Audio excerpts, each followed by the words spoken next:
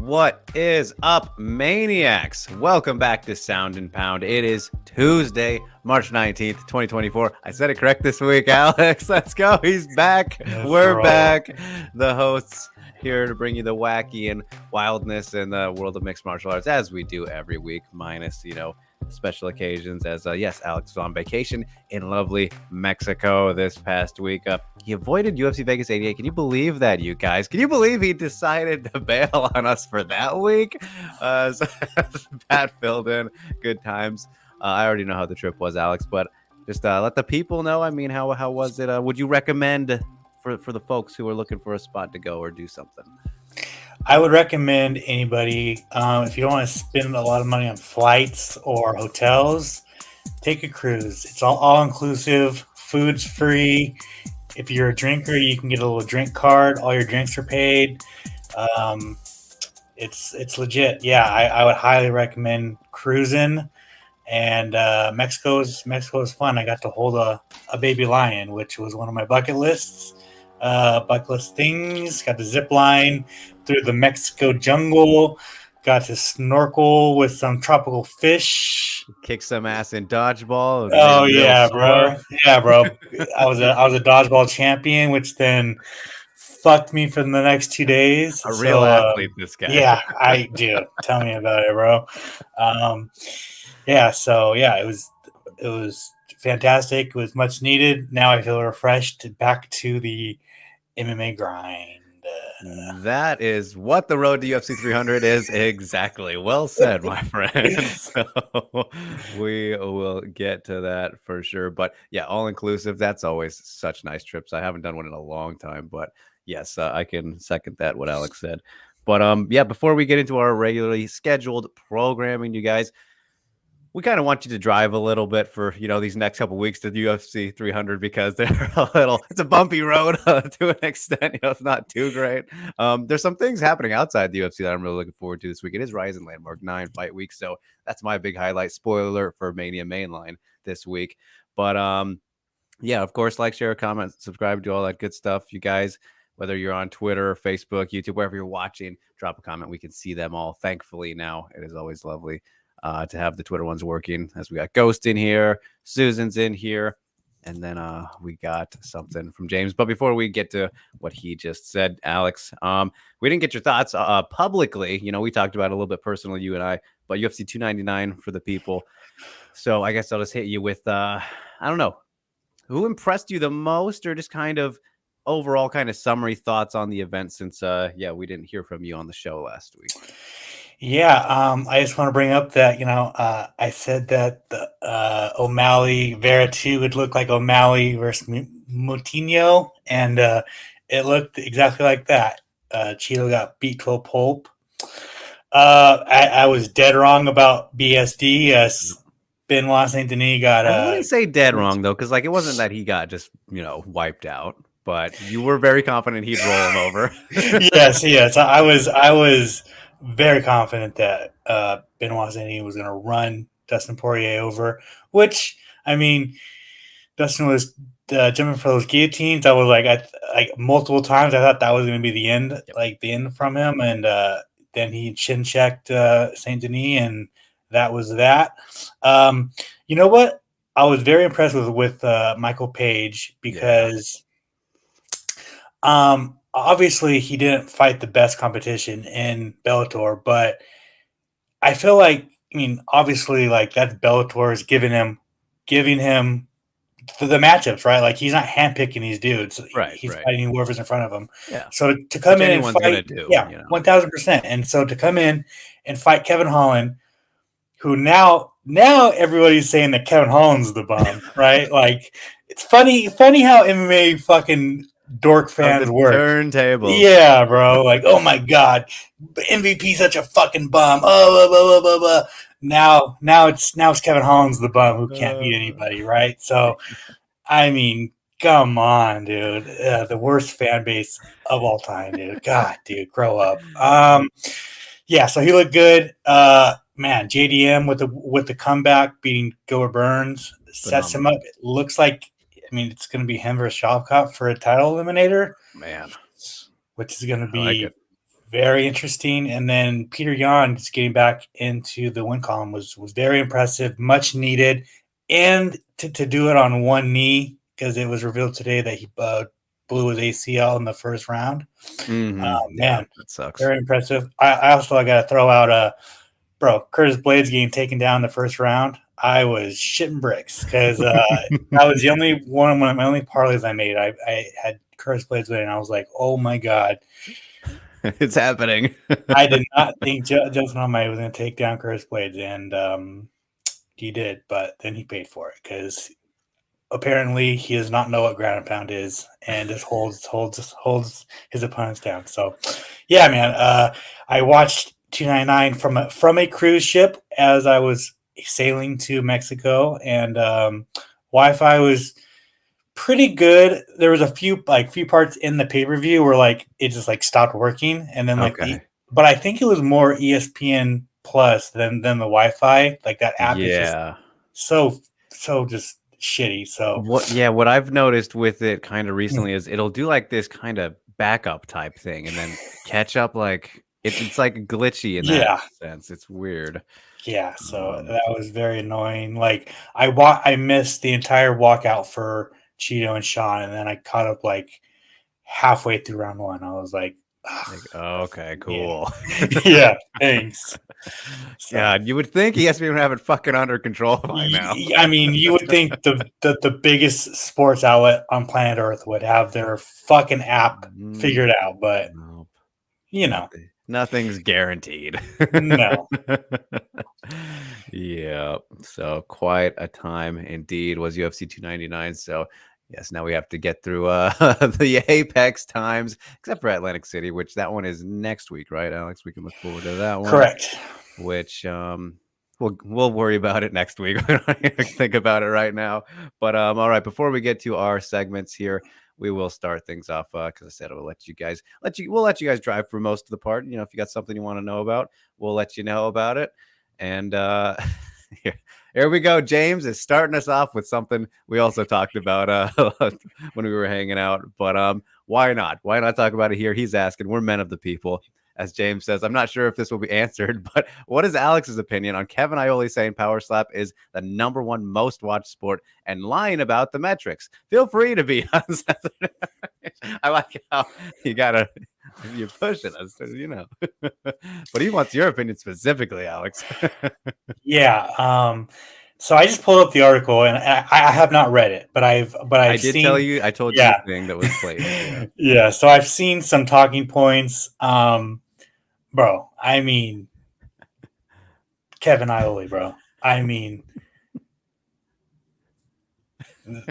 just the lies and the blatant lies. Like I can get around like, you know, I like a good puff piece. I can write a good puff piece myself, but Yeah. bro, this is just blatant fucking lies, and I just can't believe easily call outable too, you know, like easily fact checkable. yes, fact checkable. Fact works. checkable. Yeah, I mean, horrible. Just obviously horrible. My fucking light just went out. All good. We can still hear you.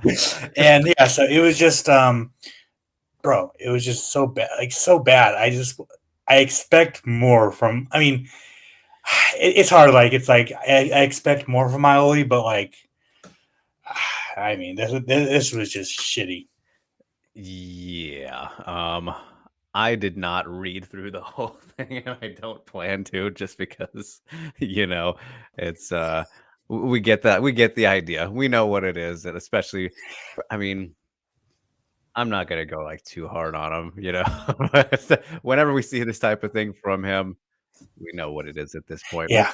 is really like a sad thing to say because, you know, I don't have any personal issues with Kevin or anything. I don't even really know the guy, but it's like he's like an OG combat sports journalist, you know, what like started in boxing in like the fucking whatever. He's 6 of the top 10 YouTube shorts of all time. that's the one. Of all time. You know how absolutely ludicrous that is to say. 6 of the top YouTube shorts of all time. What are we doing here? Yeah, like I just there's no explanation for that. For like how you would think that people wouldn't. I mean, I guess this is it. This is it. This is what the whole point of it was to get people being like, "What the fuck?" Like, it worked. It's not good, but it's created Yeah. buzz or Uh, people talking shit about I it. just want That's to know, like, how did he come up with that stat? Like, was that a Dana stat? Was that a just right. find it on the internet? Like, what? Like, how did you come up with that stat? Like, that's the one that I want to know. Yeah, to that specific conclusion of over half Yeah. of the top 10. Like, It's what? wild. It's absolutely wild. So, all right, from that, let's get into segments now. As Ghost, he always likes to chime in on the maniacal moment. So we will start off with the maniacal moment as we do, Alex. So, from this past week, honestly, I think there's only really one clear one, which is pretty much not even the fight itself between Brian Battle and Angelusa, but what happened after the fights. That is kind of the fight related maniacal moment. Otherwise, I guess I gotta for my choices, what I picked were that one, and then Jose Aldo coming back to fight Jonathan Martinez at UFC 301, which obviously Aldo retired from MMA after the Marab loss, right? But didn't retire overall because he boxed Jeremy Stevens in a rematch in fucking Wisconsin. I was there at that one last year.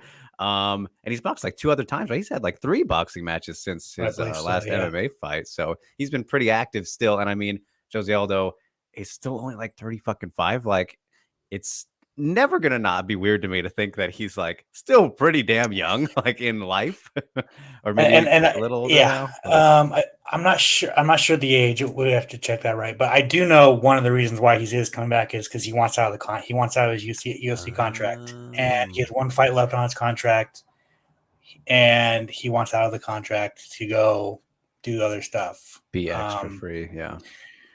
Whether that's PFL, Bellator, bare knuckle. He wants to do other things. I was told he wants to do other things, and by doing that, he has to get out of his contract. So Huh. That's interesting then, considering they did let him do those boxing matches, right? So yeah, well, it's he did like win them because all, right? I believe 2 of his boxing matches was on UFC Fight Pass, Okay, yeah. and then the other one was on It was Game Gamebred. Bread, So yeah. Which, yeah, they're yeah. cool with So Jorge still and all yeah, that. exactly. So they were like still UFC connected, but but after this fight, wherever he goes is not going to be UFC connected. Yeah. Yeah. Interesting. But I mean, yeah, the thing about this too, though, is like very clearly a needed injection for UFC 301, which is Man, a I mean, little rough. dude, that pay-per-view is bad.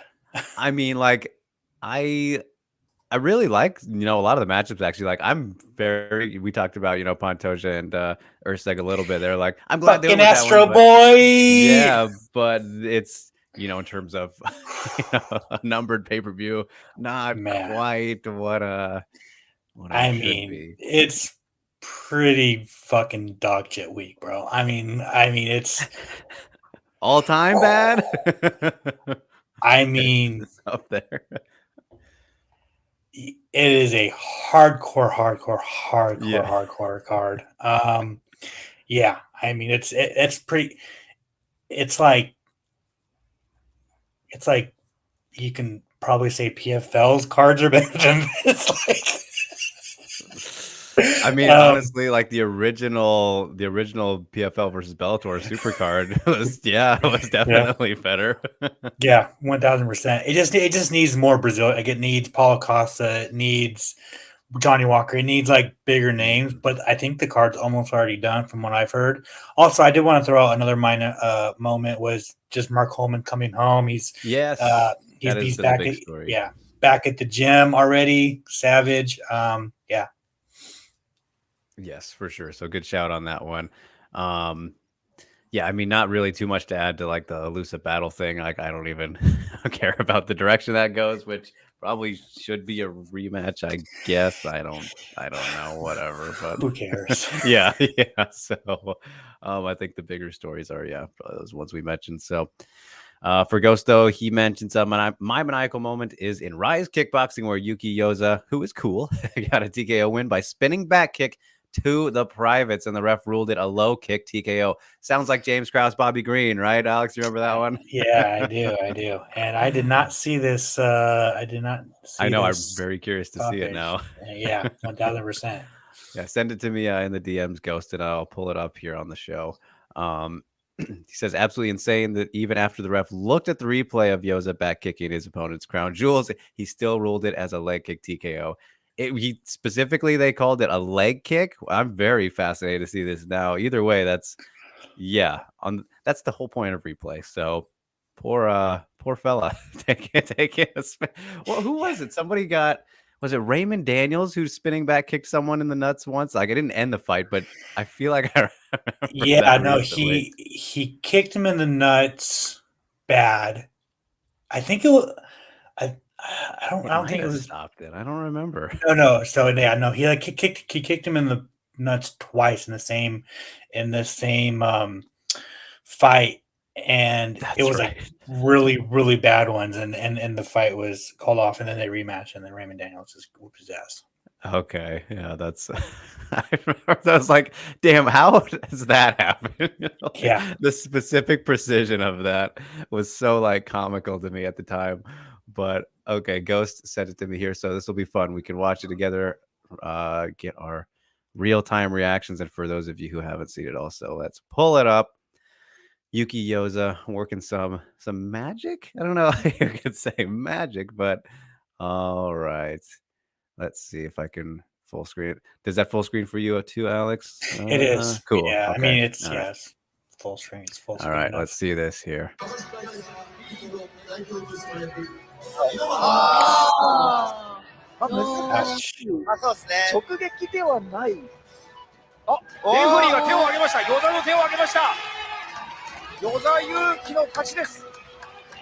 That was angle, definitely to the honestly. nuts. Yeah. Let me see this one more time here. That's a little crazy to me. Yeah. I mean, you could see it. I mean, like you could say it was to his thigh, but I think it was a dick kick. Yeah. Huh. Wow. Well, again, MMA always you think you've seen it all. You have not. Yeah, not. Yeah. So, all right. With that, we will keep moving along then too. This is kind of definitely a pretty funny segment for the week, Alex. But the underrated moment, I mean, most of them. But what would you say, man? What would you pick as what didn't get enough love? I think there's one pretty clear one. Yeah. I'm just gonna bring up C-Rod versus Bulgarian. That fight, I clearly thought Isaac won the fight. I thought it was first round 10-8, second round was 10-9, third round was 10-8 for C-Rod. And I could see the, the little expert judges on Twitter who just know everything, right? That just know all of the rules. I know and say, exactly who you're referencing. Oh, there's fucking three of them that are just fucking experts that should be judges themselves. Like they're pretty much judges. Like they just anyway. Bulgarian had like 4 minutes of control, and I think he was like outlanded by like 3 significant strikes. You cannot tell me 3 significant strikes overtakes 4 minutes of control, and they weren't damaging. Like it wasn't like game changing strikes, right? So like big impact. Yeah. Get the fuck out of here with that. And then and then Bulgarian comes out and says that C-Rod was greased up and lubed, which It's always a fun controversy, a potential controversy. Yeah. So anyway, I just wanted to bring that up again and just say that I just felt like it was, robberies thrown out a lot. I feel like everyone says it every single week. That's as close as a robbery as you can get in my eyes. It's like right on that line where like very close fight to robbery. Like it's right there Yeah. for me. So. Yeah. Certainly fair. Certainly fair. For me, I think pretty much just from a historical standpoint, Alex, because GM3 Gerald Meerschaert did make history or tie history. I mean, that's making it because he got there, right?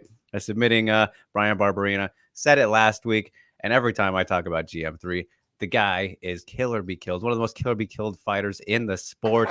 53 or 54th fight. He's only got a decision 8 times, win or lose. Like, you know what you get out of the guy, which is why he's so fun to watch, in my opinion.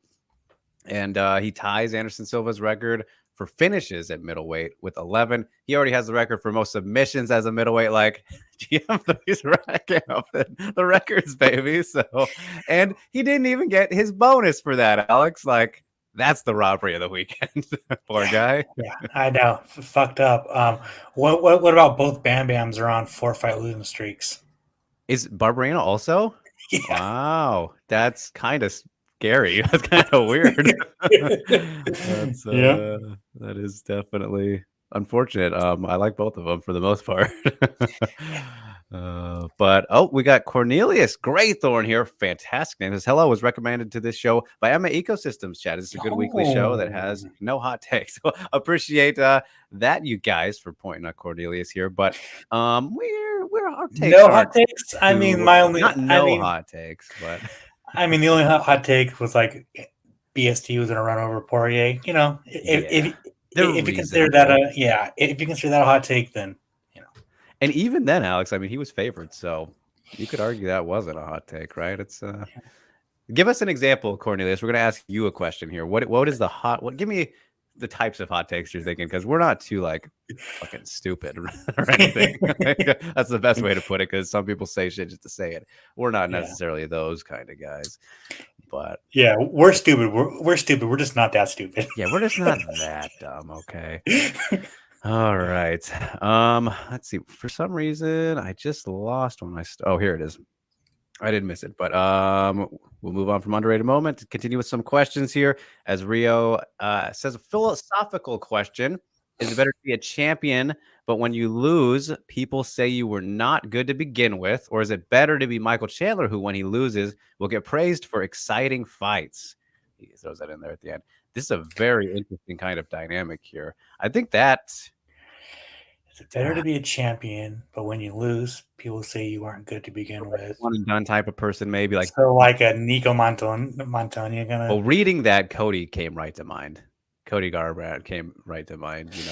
Okay. People don't say he's ever good to begin. He said he had one good night, which is kind of true. I mean, especially situationally, or to be that guy who always has exciting fights but doesn't quite win them all the time. I mean, personally, I'd probably be the second one. He's remembered more, yeah. I mean, it's what you've done for me lately in the sport, and and people remember exciting fighters. Yeah, and again, just since Cody's the guy I mentioned there, thinking about him, or even Nico, like you said, Michael Chandler's more popular than both of them. And he hasn't been a champion in the UFC. And yeah, I don't know. That's a great question, though. I like that, Rio. It's very that's a unique perspective to have. Fits only certain people, of course, but interesting. Jin says, I was trying to watch the Josh Culibao fight on Fight Pass, and it's 20 minutes of a picture of Josh Culibao holding up his flag. Why has the UFC checked out along with... I have no idea what this is about, Jen, since I don't usually watch on Fight Pass, but it sounds very weird. Of course, for those of you who don't know, you can still watch most UFC fights live on Fight Pass outside of the US, I believe. At least that's how you can watch pay-per-views generally. So, yeah, that sounds weird. I don't know really what to comment there, Jen, but thanks for letting us know. Jersey says, I just got my UFC 300 tickets to cheer on Zhang Weili. Why are the tickets so expensive? I got nosebleeds and they were quite expensive. They I mean, they are so expensive because people will pay for them. That's it. That is the answer, my friend. Sorry. yes, and especially for the big events, UFC does not mind raising them up. Yeah. If you are comfortable with the jersey, I'm very curious to know how much the nosebleeds were. Let us know. We can, I mean, look at them up if they're still available. But yeah, I bet you they're like at least 1,000 at least, 850, around there. 850 to 1,000 for sure. Yeah. Wouldn't be surprised. All right. His Ghost says, serious question about Battle versus Lusa result. Why am I seeing so many people outraged at the no contest and a meaningless 170 fight? I love no contest because they're funny under bad Apex cards, but I really don't understand the anger. Is it really anger though, or is it just people just bitching for on Saturday night and now everyone forgot about it? Pretty much. Pretty much. Because, yeah, people are not going to talk about that or care about it right now because I sure don't. I've already forgotten about it. Yeah. But of course, like people related to the fighters or whatever are gonna have their issues and all that. But people like to call fighters quitters. yes, yeah, which has been an ongoing thing. 30 NBA 2. I'm going to assume 24/7. 247 says 301 needs Barboza, Costa, Walker, and the Bonfim brothers added. That's a bit much of an ask, but hard to disagree. I mean, Costa teased a fight last night. Did you see this? He said, or I did see that. I bet that's Hamza in Saudi Arabia. I know. I was gonna say that seems still too soon for him specifically. As nice as it would be, Johnny Walker. I mean, let's be a little fantastical, Alex. Let's remove Costa from this equation and the Bonfims. But for Walker and Barboza, who would you put him against? And who's more realistic? Think Johnny doing that than Barboza? Yeah, no, I think both of them. Both of them. Yeah. Johnny Walker, give him Ryan Span. Have they fought? Okay. I don't think so. Yeah, Ryan Span, and then I wanted Barboza versus Jose Aldo. To be honest with you. Oh my God. Yeah. Fucking missed that vote. Oh. Yeah, that was the fight that I wanted. So wow. Well, aside from my WEC super fight, that's the next best option for me. Yeah. I'm gonna hold out. I don't care when. They can both be 50. Give me Cruz and Aldo at some point before I die. Please. Please. That's very, I mean, this isn't a hot take, Alex, but that's the lighter weight class GSP Aldo fight, or GSP Silva, excuse me. Right? I mean, it's the same fucking thing. Basically, to be honest with you, but unfortunately, with this being Jose's last fight in his contract, right? He's gonna bail out after. Yeah, maybe they'll run it back in PFL. I'll take it. Smart Cage, let's go. Oh my God. Crazy. Jimmy says, does the MMA fan base really love Manel Cop? Is it because he has some fun fights sometimes, but mainly because he says the derogatory F word everyone hates? I don't think that has anything to do with it at all. Yeah, I think the toxic Twitter people love him for that, but I think it's Manel Cop's just a fun fighter. That's just what it is. All his fights are very fun, except for his first two fights in the UFC against Pantoja and Nichols. Yeah, but other than that, like, he's just fun. He's got a very fiery, fun personality. Yeah, and it's weird too, always looking back at those first two fights, because I think it really was more of him adjusting to the weight than anything. Because we got to remember, Alex, like, he was coming in as the rising bantamweight champion. He didn't lose that title, and it's still, I feel like, man, he's a pretty big dude at bantamweight, at least in terms of the muscle he had on. And so for him to kind of change his body that way, I think it played an effect. But now he's comfortable, but still had issues, obviously. But in terms of how he's performed, I mean, and people, I don't know if people remember, but he weighed in as the backup for the title fight before he even officially debuted. Yeah, so rightfully so at the time, but crazy to think about in hindsight. All right. Bog says top 5 people in Bellator's bantamweight that have the best chance to dethrone Patchy. Well, I don't think anybody beats Patchy Mix in yeah, Bellator. I don't think we can give you a top 5 just in terms of it being realistic. But Hold on. who Does Bellator even have the ranking still?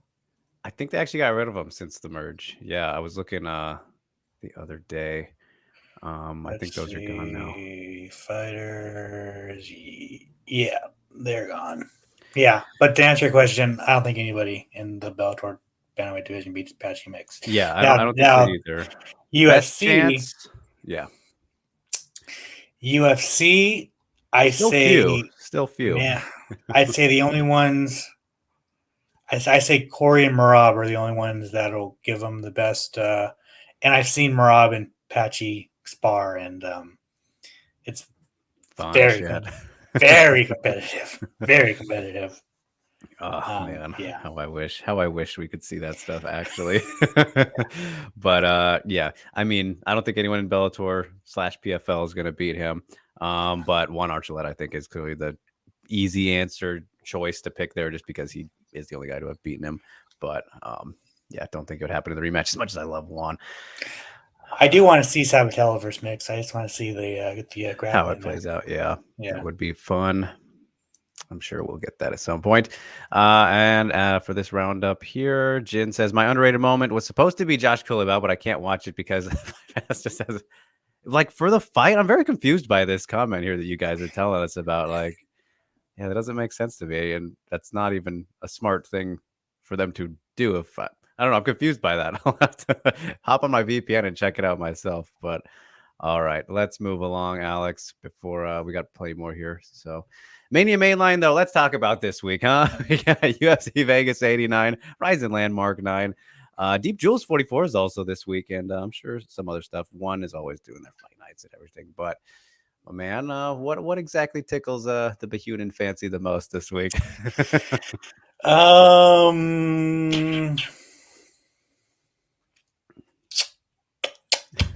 If anything. I am looking forward to Fabian Edwards versus Aaron Jeffrey. I'm Okay, actually yeah. I'm really looking forward to that fight over in Bellator. I do actually, and Patricio Pitbull versus Germany Kennedy. I mean, that should be the main event over Corey Anderson. Sorry, brother. Like, that's just no one gives a it is fuck weird. about Corey Anderson versus Carl Moore. It's just the weight thing. They're doing the weight thing. No one cares. And then over at the UFC, man, I'm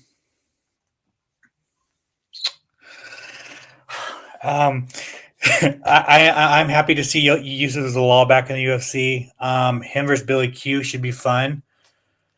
And one that's like very interesting to me is Peyton Talbot versus Cameron Simon. And I say this because Peyton Talbot is now a betting favorite, and I bet you he's going to be a -210 by the time. And I think I'm not on the Peyton Talbot bandwagon at all. I think I think he's going to get fucked up by Cameron Simon.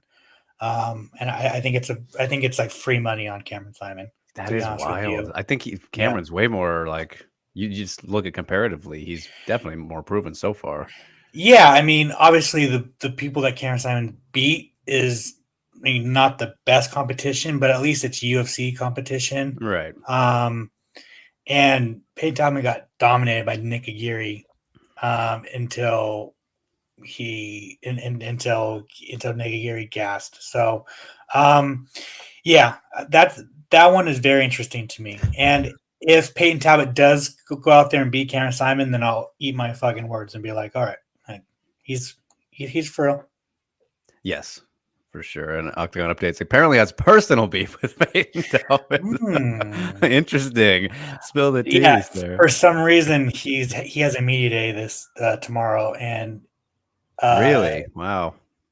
I think it's his second media day. I think, and bro has the personality of a fucking block of wood. So I don't know why they keep bringing him. It's just, they see something, but I guess we'll see how it goes for him. Either way, he's still young, so like a loss isn't going to hurt too much, of course. But it's just like, you think they would learn with some of these fast track attempts, or whatnot. Even it's though a I don't very think that's quite what it is yet, but It's a very odd matchmaking. Because I think they were pretty high on Cameron Simon, but maybe his loss to C-Rod really like kind of fucked Sean Shelby up, and we're like, fuck that kid. Yeah. You know, Fuck them kids. who knows? All right. But yeah, I'm looking forward to seeing how that plays out for sure. We can learn a lot about both guys. But for me, of course, this week's a little bit of a no-brainer for my personal favorites. Honestly, I think Rise and Landmark 9, top to bottom. I can't really pick a specific fight out of this one that I would, put in the slot in my answer for this one. I like most of these, especially towards the tail end of the event. But of course, we got Igor Tanabe back, who fought recently, taking on Strasser Kichi. I mean, that guy's a phenom at welterweight. And like I said, after his last fight, it's kind of sad to see, not sad, but difficult, because in Rising they don't have like an established welterweight division, but he's like a very clearly good prospect who has potential and will probably honestly be in the UFC one day because of that, probably sooner rather than later too. Koji Takeda back against Hagiwara. That should be some good fun, wacky violence while it lasts. Of course, Satoshi in the main event taking on Kita Nakamura. Non-fight because Kita is making his debut at lightweight. Reina's back against Yuri Shim. But then the number one fight for me, of course, the atomweight champ, the best in the world right now, Sekizawa. She is back in deep jewels as she takes on Si Yoon Park, the black combat champion, who has got great wins over Sari Oshima and Mori Suda in her last two fights. She's on a roll, 5-fight winning streak, looking to, and Seka her first loss. So I'm just a big time Seka fan, of course, her whole career. Best atomweight again. Fight of the weekend for me. But, if I were to stay up and watch one Ryzen fight this week, what should it be? Good question. I also didn't mention Naoki Inoue's back too against Shoko Sato. That's a fun one. But the one fight, let's see here. Oh, and then there's also Yuto Hakamura's back. I think I might go maybe the Koji and Hagiwara one, just because like their style contrast is pretty. Like Koji can strike too, but Hagiwara came from the kickboxing background. Koji likes to get suplexes on people. He likes to go for kind of that element of the grappling, but I think we could probably expect to finish that one way or another. That should be some chaos while it lasts. But yeah, maybe this will be another watch along on my personal channel, you guys. If you want to come over for that one, we'll see how things are looking on the day. No promises, but they are fun every now and then, especially if the pacing is great like the last one, Alex.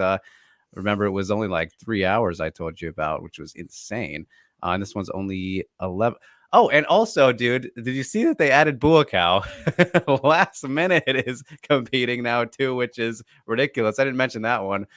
Maybe that one, as he's taking on Kimura, who was just busted for steroids like some last year. So they're just like, fuck it, here you go. That'll be ridiculous. So yes, but that is Rise and Landmark 9.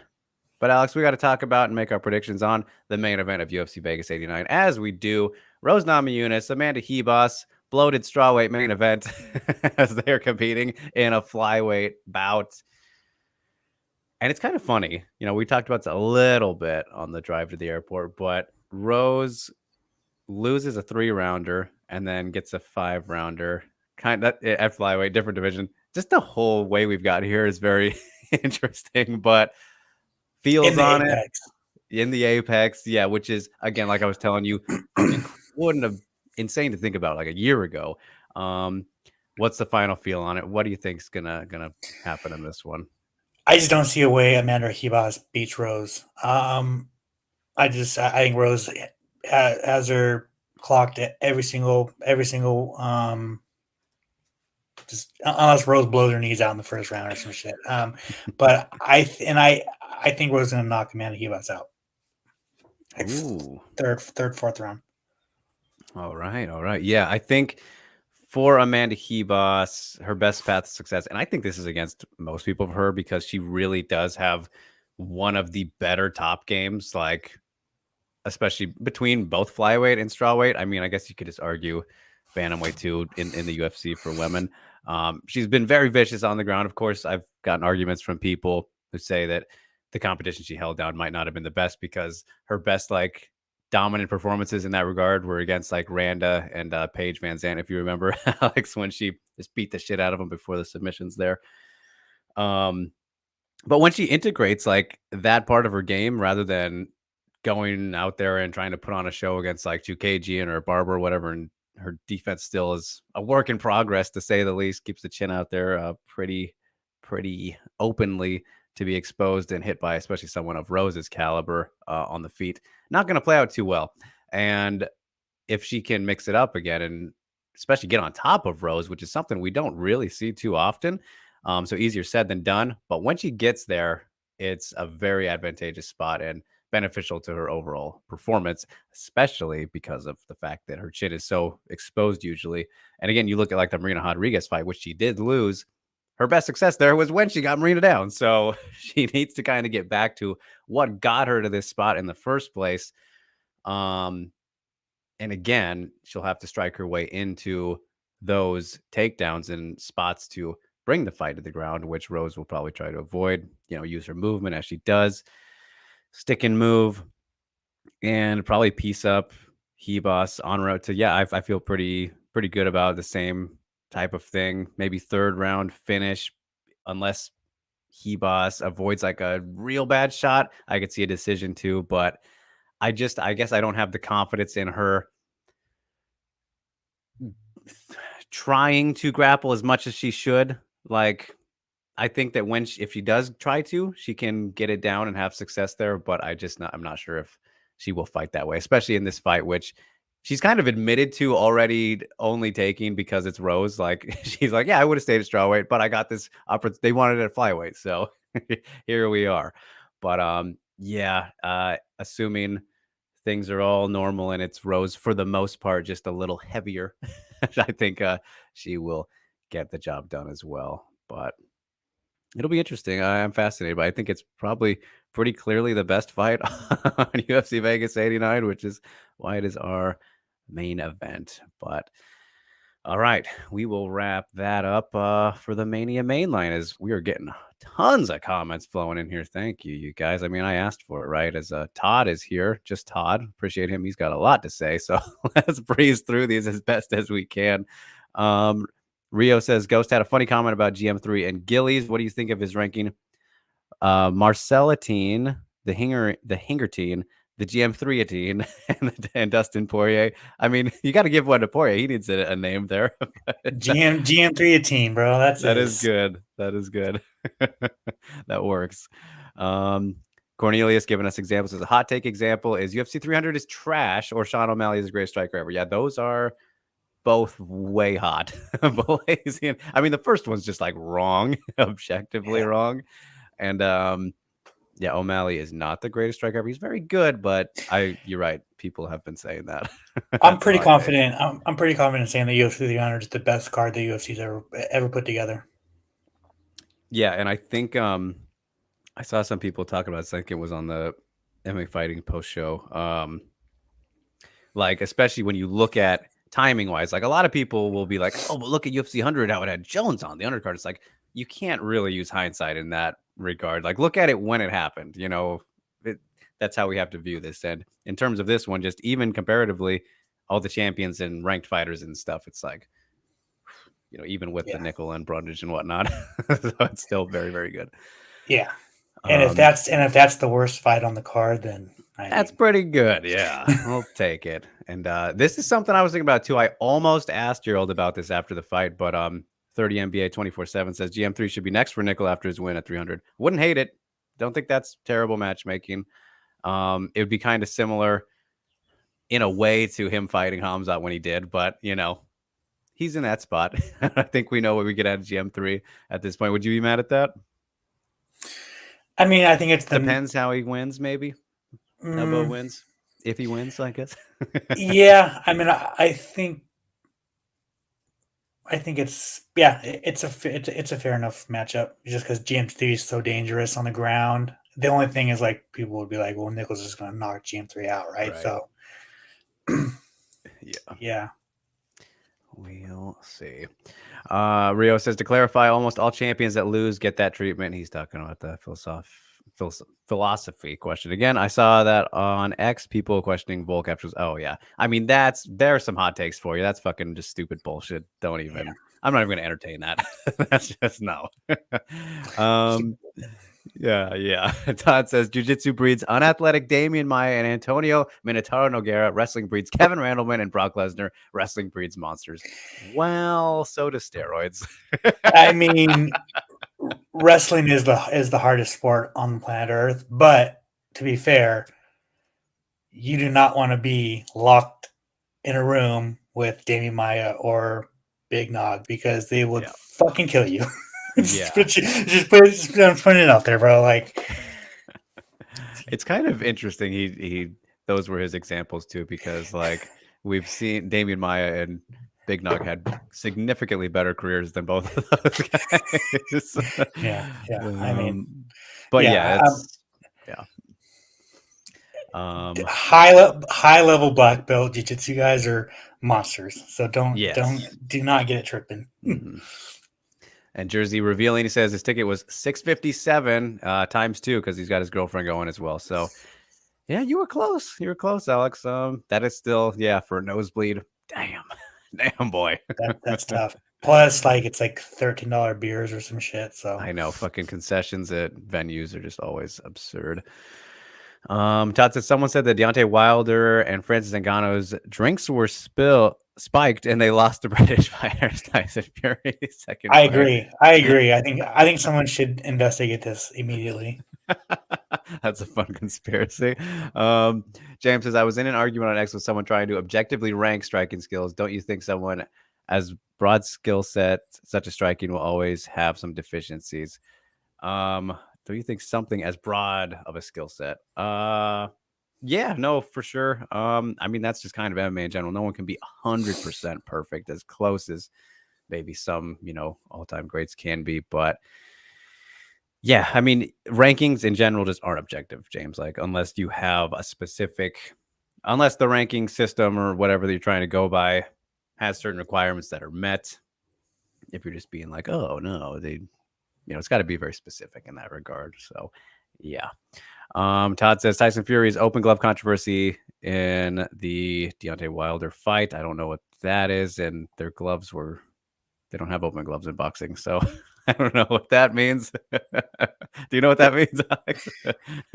Nope. But we're not boxing guys either, Todd. So sorry. James says, for example, Nick Diaz was considered a great boxer, but he has a hard time cutting the cage, or Israel Adesanya is considered a great striker, but he has a problem with people who jab at him. Okay, I see what you mean. So what, in terms of ranking that type of thing, I don't know. I don't know what to say. I think I still answered it pretty well. Todd says 5 out of the top 10 open weight boxers are from England, according to BoxRec a few months ago. Why? They spike your drinks. Okay, so this guy is all on the conspiracies, Todd. Okay. I appreciate it, but I don't really have too much to add to it. So it's funny. And Jin says he's trying to watch replay of the Kalibao fight on Fight Pass to clarify. All right. So yeah, that is definitely a weird issue you're having. What do we got here? Rain says, isn't Reena Panchan of the Selling Posters game plan fighting this weekend? Reena Panchan, who is a friend of WMA today. Yeah, I'm not sure if Panchan is fighting this week. I know she had one coming up. I haven't seen any posts from her in the last couple days, but I know she's got one coming up, so maybe it is this week, but not MMA. And yeah, Todd is really in on these like conspiracies here, it looks like. All right, let's continue on, Alex. Let's go to Spotlight Phil, huh? Let's take a trip on back over there, as we got some to talk about every week, right? So who we got? Who should we look out for on the guys coming up? Yeah. Go first because I totally forgot about this segment. Okay. That's right. Spotlight Bill. All right. Yeah. So for me, I always highlight the ladies if you are new here. And this week we have, we have a couple choices to go with, but I think for me, the one that is most intriguing to look at for a couple of reasons here is Yuri Shim, who is fighting against Reena Panchan at Rising Landmark 9. Yuri Shim, 29 years old still, South Korea. Has not fought since 2021 when she won the Road FC title against Jung Yun Park. And at the time, she had established herself as a top 15, maybe arguably top 10 atom weight. But regardless, she is has been one of the better fighters when she's fought. Of course, this is a layoff she's coming off of. So if she can come back, reestablish herself against somebody like Reina, launch herself back in like that, she kind of resheds off that prospect label. So again, I'm not sure. I've said that I don't think if you're ranked or a top person, you should be considered a prospect anymore. But because of the circumstances, she's kind of in a gray area. But very fun striker, very talented, very strong. And against Reina, that fight will be stylistically very fun. Should be chaos. A little bit of a sleeper of the weekend too. Just kind of comes down to what we'll see out of her from this layoff, because it's weird. I spoke with her and she said she was probably, thinking about might not even come back just because MMA and where the spot that she was at in Korea wasn't really paying the bills too much. And now she's about to be a part of what is it called? Physical 100, the new season on Netflix too. So even if she wins, she might be done. So it's this is a weird spot for Yuri Shim, but it's intriguing nonetheless with all the kind of factors before and after going into it. And again, she's always just been a good talent at atomweight. So it's great to have her back, even if it is just for this one fight. But because of all that stuff, I think she definitely deserves the spotlight this week. So, Alex, anybody standing out to you now? Yeah, I'm gonna go to Fury FC 88 and Zach Borrego, who fought Bo Nickel on the Contender Series and got washed, is on a 2-fight winning streak, and he's finishing people. He's back to his finishing ways, and he's actually fighting Jordan Wright, who it's his first fight out of the UFC, post UFC main event. And both guys are finishers, so it's going to be chaos until one of them lands. So Zach Borrego, he's still young. He's 27, and he's a middleweight. And so, I got to tell you, middleweights, light heavyweights, and heavyweights on the regional scene are, there's not a whole lot of them. There's not a whole lot of good ones. So there's a good chance if Zach keeps doing his things, he'll get another invitation back to the Contender Series or fight himself in the UFC at some point. So yeah. All right, there we have it. So that, you guys, is Spotlightville. Always a fun trip over there to look at the guys and see how they're not predictions necessarily, but if those fighters that we spotlight have good weeks, which Alex is usually on point with them. So we'll see how things go next week. Let's go. Just call me the regional king, bro. Come on. Regional king, just say it. So, all right, let's get back to some of these questions. Todd, you are filling up our chat big time, man. We appreciate it, but I can't read all of these. Rio says, why is Rose getting a layup? Amanda Heas has the worst defensive striking wise. And Heas' only takedown is the head and arm, where she almost always concedes back control. That is a fair point, but it does work better than Mackenzie Dern's attempts at whatever she does. I had to throw that out there. Sorry. I wouldn't necessarily say it is a layup, though. But yes, she is favored, and we both pick her to win. But she lost her first fight at flyweight, so of course they're going to give her a favorable matchup against somebody who's not even a flyweight contender necessarily, right? Again, Heas said she wants to stick with strawweight, and yeah, it's designed to an extent. I don't think fully, because Alex, I think the UFC's probably fine no matter who wins this one at this stage. Like, it feels weird to say them being happy with Rose losing, but the fact that they put her in this spot makes me feel like they're fine with whatever happens here, right? Yeah, it's tough. I know that it's actually a very good kind of like open-ended question, because Like I would probably think they would want Rose to win, but like Rose is already. I mean, would you say Rose is on the back end of her career, right? I mean, yeah, yeah, for sure. I mean, like, like we were saying the other day, you know, it's like she's always on the cusp of retiring. It seems Which like, is crazy because she's only 31 years old. yeah, right. So it's interesting. And they've always liked Amanda Hebos. Amanda Hebos is, I Mhm. think if you don't like Amanda Hebos, there's just something wrong with you. Honestly, like She's so fun, yeah. you might be a fucking sociopath, uh, and I'm gonna call the FBI on you if you don't like Amanda Hebos. So yeah, it just I don't know what Rose wants to do because like we were talking about off camera, like you were a champion in the strawweight division and you beat the champion who's the champion right now twice. Mhm. So why the fuck aren't you in the strawweight division? When there's clearly a pecking order in the flyweight division ahead of you. There's Aaron Blanchfield and then Manon Farrell already beat you, right? So I just and you got to wait till plus Blanchfield's going to win. We're going to fight the winner of Grasso Shevchenko, which you're going to fight in September. So like Yeah. it's kind of very clouded at the moment. So yeah, whatever. Yeah. The flyweight division, super fun and super intriguing in a lot of various ways.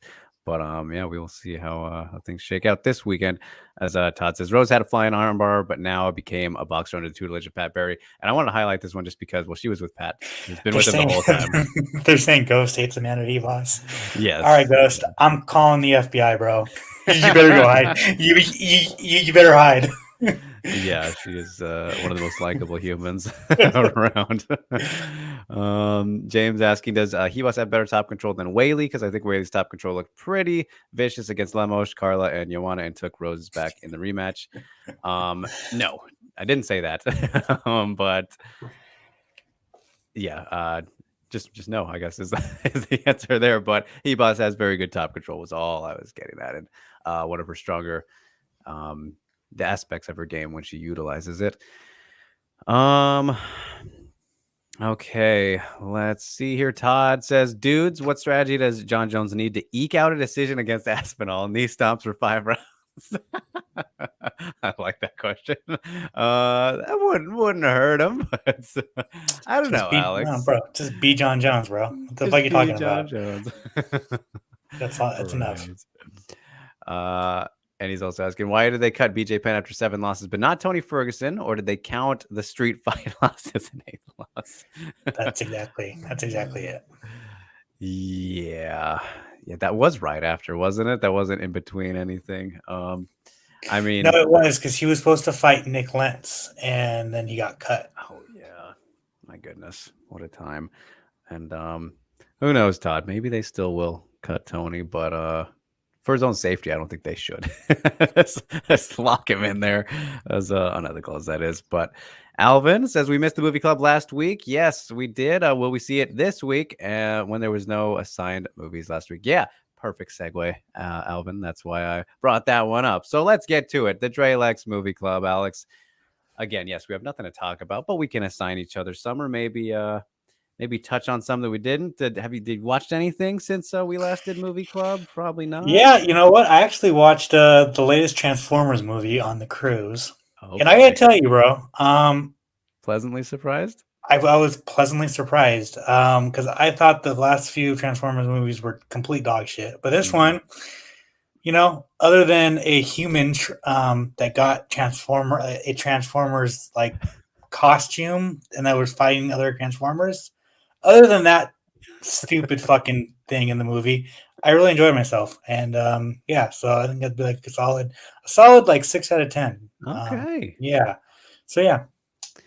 So where would it stack up compared to the others? Top three? I'd 'Cause the say in first the one's the best one. I liked 1 and 3, and then I really like Bumblebee, the spinoff. So I'd say Right. it's like it's up there somewhere. Okay. And I also started watching Naked and Afraid, and it's a fantastic TV show. So All right. There we go. Yes. Yeah. So Let's see. I don't know if I've watched in between this window specifically. I did finish the first season of the new Mr. and Mrs. Smith TV show, though, which is excellent. I definitely implore you guys to check that out. And if you liked the movie, of course, the famous Brad Pitt, Angelina Jolie one, you'll enjoy this too. It's just a good old time. But in terms of what we'll get to this week, and back to our regular movie club, no more Oscars. Get them out of here, Alex. What do you got for me? I'll start with you. What are you going to throw at me this week? I know you teased me with some throughout the week, but what are we going to do? I think I'm going to have you start watching the Planet of the Apes, Okay. the the newest remakes. So it's gonna be the Rise of the Planet of the Apes. Okay. And the year on that is Rise is 2011. All right. Yeah, teased me with that one the other day. So, So okay. yeah, that's gonna be that, and then the next week's gonna be Dawn of the Planet of the Apes. I'm going them all. All right. Spoiler. There you go, everybody. Get ready for my marathon. All right. And then for you, sir, I think that I wanted to go a different one this week, but it's only fitting since you got Belle right there sitting on the lap ski, and I spent plenty of time with her myself, that I got to give you Belle, the movie Belle from 2021. And I'm not going to say anything about this other than it's kind of a different version of a very classic fairy tale movie, and you'll know what I mean pretty quickly, but it's a good one. So I'm assuming you haven't seen it. Is this animated? Yes. Yeah, no. All right. There we go. Yes. Belle. So same spelling, right? Yeah. There we go. Look at her. Look at that face. But that will wrap up the Trailex Movie Club, you guys. All right. Well, we will breeze through as much of the rest of these questions as we can, as right at the hour mark. So good timing, actually. What do we got here? Todd with plenty, as he says, who can stop Jalen Turner if the fight is 5 rounds? He hasn't had this hasn't had to fight in one yet, has he, Alex? Or worry about him, but I think plenty of people could probably beat Jalen Turner in 5 rounds. I mean, he's got back on track with the Bobby Green win, but like, he's not the best guy at lightweight. Yeah, he's got Moicano next, obviously. I mean, I think there's, I mean, everyone above him. I mean, let's see. I think, yeah. Who can stop Jalen Turner? Yeah, do you mean just beat him, Todd, or like actually finish him, right? Because yeah, in that sense, just beating him, I think, most people above him probably until I see a little bit more. Yeah, Charles Oliveira, Justin Gaethje, Dustin Poirier, Sarukian, Camera. Yeah, and those could all be finishes too. So, well, the Gambrat one we did see already, but yeah. Great question, Bob Sapp. 350 pounds, Spot Nogueira. Why no 250? Takes 65 plus division, super heavyweight. Well, have you seen the heavyweight division, sir? I think I'll answer your question with the question. Did you not see the main event this past week? Or the one before that? Or the one before that? Yeah. He also asked, why is Sean Woodson not fighting Max Holloway and Ilya Topuria? Isn't Sean Woodson the best boxer at 145? I see what you did there. He's just having fun with these. He's got a way to go. Yes. Why the UFC not have the atomweight division for women though? So there's a good legit question. That's a very good question, because there's not enough finishes in the atomweight division, and I'm guessing that's why. Yeah, I mean, that's a study that I've been meaning to do. Someone brought that up to me, and I want to kind of gather the data, because just watching them, I feel like it's really not as bad as people think.